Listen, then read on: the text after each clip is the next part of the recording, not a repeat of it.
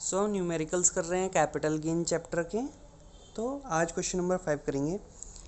Miss Isha has 1000 10% debentures of X limited acquired on 17/4/2009 for ₹120 each.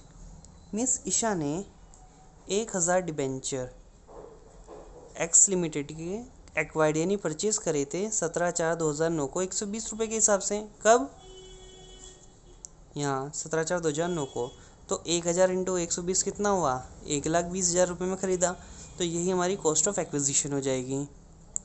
As on 1/2/2021 she sold asset for 1,45,000। 1/2/2021 को she sold asset यानी जो debenture है वो asset होती है, हमारी कैपिटल एसेट होती है। तो उसको 1,45,000 में उसने बेच दिया। तो जितने में बेचा वो सेल कंसिडरेशन होता है। ठीक है, अभी ये हो गया। और brokerage at the rate 1.5% of sale value was paid by her. और 1,45,000 पे उसने 1.5 यानी 0.5% सेल वैल्यू का 1,45,000 का ब्रोकरेज पे करा, जो कि एक्सपेंसेस ऑन ट्रांसफ़र होगा। ऑलराइट, तो अब करते हैं। पॉइंट 1 है हमारे पास 1000 10% डिबेंचर्स थे जो कि एट द रेट 120 ईच उसने एक्वायर्ड यानी परचेज करे थे 17/4/2009 को 1,20,000 में। क्या डिबेंचर कैपिटल एसेट होता है? Yes, it is a capital asset. लेकिन हम देखेंगे ये कौन सा होगा, लॉन्ग टर्म होगा या शॉर्ट टर्म होगा। इसको आगे दिखाता हूँ अभी। फिर आते हैं हमारा कैपिटल एसेट को हम सोल्ड कर रहे हैं 1/2/2021 को 1,45,000 में। तो कैपिटल एसेट के ट्रांसफ़र पर क्या गेन राइज होता है? यस होगा, कैपिटल गेन राइज होगा। फिर ब्रोकरेज हम दे रहे हैं उसके ऊपर 1,45,000 में 0.5% यानी 0.5%, जो कि 1,45,000 का 0.5% होता है 725 रुपीज़। ठीक है, नोट्स बताता हूँ मैं आपको। अब इम्पोर्टेंट जो हम बताएंगे डिबेंचर के केस में कब वो कैपिटल एसेट बनता है। सो जो डिबेंचर्स होते हैं वो 2 टाइप्स के होते हैं। The first one is listed debentures and the second one is unlisted debentures. जो लिस्टेड डिबेंचर्स होते हैं वो लॉन्ग टर्म कैपिटल एसेट बनते हैं आफ्टर 12 मंथ्स हेल्ड करने के बाद। और unlisted debentures long term capital asset बनते हैं आफ्टर 36 मंथ हेल्ड करने के बाद। ठीक है, यानी 2 साल और 3 साल।